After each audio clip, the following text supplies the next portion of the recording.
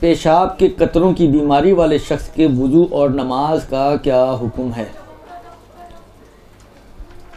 देखें, बहरहाल ये एक बीमारी है कि जिसमें इंसान के जिस्म से कतरा कतरा जो है वो पेशाब निकलता रहता है, दुरुस्त। और मुश्किल इसके लिए जो होती है वो ये होती है कि क्योंकि ये रुकता नहीं है, कतरा कतरा निकलता रहता है, तो अब नमाज या वुज़ू, क्योंकि पेशाब करने से तो वुज़ू टूट जाता है,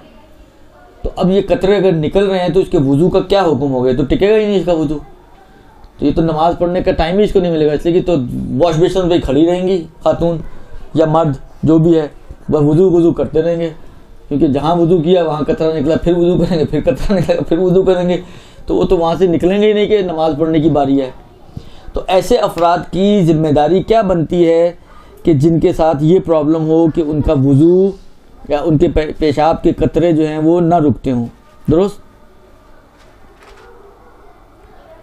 इनके लिए क्या हुक्म होगा? मसला ये है, कहते हैं कि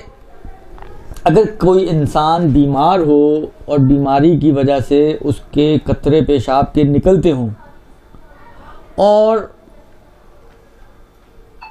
वो इन कतरों को रोक ना पाता हो, दुरुस्त, कंट्रोल उसका इख्तियार से खारिज हो चुका हो, वो कतरे नहीं रुक पाते हैं उसके, तो फरमाते हैं कि देखें, मतलब फ़र्ज़ करें नमाज का टाइम है, आपके पास 6 घंटे ज़ोहर का टाइम है, कोई ऐसा टाइम है जिसमें उसको पता है कि मतलब फ़र्ज़ करें 4 बजे से लेके 4:15 बजे तक मैं थोड़ा सा रिलैक्स होता हूँ और ये बीमारी या ये मुश्किल जो है वो पेश नहीं आती, तब तो इसकी ज़िम्मेदारी है कि ये नमाज उसी 4:15 बजे, 4 से 4:15 के दौरान हर रोज़ पढ़ा करे, कि जिसमें वो इस बीमारी का शिकार नहीं होता, या मतलब ड्यूरेशन उसका थोड़ा बढ़ जाता है जिसकी वजह से उसको इतना टाइम मिल जाता है कि वुज़ू करके एक नमाज़ पढ़ सकता है। हत्ता अगर उसके पास उसको इतना टाइम मिल रहा है कि वुज़ू करे और एक वाजिब वाली नमाज़ पढ़े, मुस्तहबात और बाकी चीज़ें नहीं पढ़ सकेगा, वो पढ़ने जाएगा तो फिर वो बीमारी का वक्त शुरू हो चुका होगा दोबारा से। तो ज़रूरी है कि वो वाजिब वाली नमाज़ पढ़े, शॉर्ट नमाज़ पढ़े, वुज़ू करे और वाजिब हद तक नमाज को अंजाम दे, ताकि उसकी नमाज तहारत के आलम में मुकम्मल हो जाए। ये उस सूरत में है कि जब उसको कोई इतना वक्त मिल रहा हो कि जिस वक्त में वो अपनी वुज़ू के साथ नमाज को मुकम्मल कर सकता हो, तब उसकी ज़िम्मेदारी यही है कि वो ये काम करेगा, दुरुस्त। यूरिन बैग लगा हुआ होता है लोगों के। अभी तो बगैर यूरिन बैग की बात हो रही है, पहले वो तो सुन लें। इसके बाद फरमाते हैं कि अगर वक्त जो इसको मिल रहा है वो इतना मिल रहा है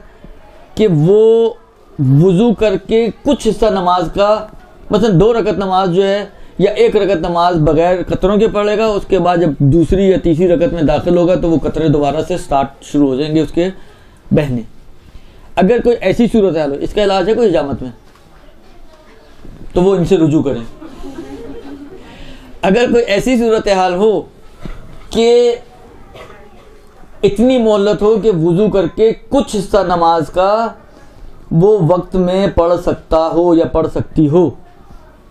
तो इसमें भी ज़रूरी है कि उसी वक्त वो नमाज को स्टार्ट करे। एहतियात की बिना पर ज़रूरी है कि वो उसी वक्त नमाज को स्टार्ट करे और फिर नमाज के दौरान जो कतरे निकलेंगे वो माफ़ हैं। नमाज के दौरान जो कतरे निकलेंगे वो फिर इसके लिए माफ़ हो जाएंगे और उन कतरों की वजह से इसके लिए ज़रूरी नहीं होगा कि ये दोबारा जाके वुज़ू करे।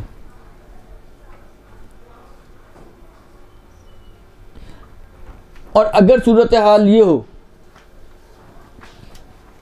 ये जो 2 अभी मसले आए ये वो थे कि जहां पर उसको कुछ या तो पूरी नमाज की चाहे वाजिब हद तक या कुछ नमाज की मोहलत मिल रही है। अगर सूरत हाल उसकी ये हो कि पूरे नमाज के वक्त में कोई वक्त ऐसा नहीं आएगा कि जिसमें ये कतरों के बगैर टाइम हासिल हो इसको, कि जिसमें वो इस बीमारी से बचा हुआ हो और उसमें नमाज पढ़ सके, ऐसा कोई टाइम नहीं है। मुसलसल पूरे वक्त के टाइम में अगर 1.5 घंटा का 1.25 घंटा सुबह की नमाज का टाइम है तो पूरा 1.25 घंटा, 6 घंटे अगर ज़ोहर असर का टाइम है तो पूरे के पूरे 6 घंटे, इसी तरीके से फ़र्ज़ करें 5-6 घंटे अगर मगरिब इशा का टाइम है तो ये पूरे के पूरे 5-6 घंटे ऐसे हैं कि जिसमें कतरा कतरा कतरा उसका पेशाब निकलता रहता है और उसको ऐसी कोई मोहलत नहीं मिलती कि जिसमें वो इस बीमारी से अफाके में हो। तो कहते हैं कि वो एक वुज़ू करेगा और यही वुज़ू उसका उस वक्त तक चलता रहेगा जब तक कि अब ये जानबूझ के खुद से पेशाब ना करे या कोई और ऐसा काम जो वुज़ू बातिल करने वाला है अंजाम ना दे। दुरुस्त? मतलब फ़र्ज़ करें कि इसने ज़ोहर असर की नमाज़ पढ़ ली, कतरे निकल रहे हैं, मगरिब इशा का टाइम हो गया, खुद से ये वॉशरूम नहीं गया लेकिन कतरे निकल रहे हैं, तो वो उसी वुज़ू से मगरिब इशा की नमाज़ भी पढ़ सकता है। दुरुस्त? शब्बेदारी की रात जागता रहा, वॉशरूम नहीं गया, फजर का टाइम हो गया, वो उसी वुज़ू से फजर की नमाज भी पढ़ सकता है। बस जिसके पास बिल्कुल भी मोहलत ना हो उसका, यानी ये कतरे गोया ऐसे हैं कि जैसे निकले ही ना हो, इन कतरों के निकलने का कोई असर नहीं है। इन कतरों का यानी फ़िक़ही एतबार से ये इसके वुज़ू तोड़ने वाले कतरे शुमार नहीं होंगे।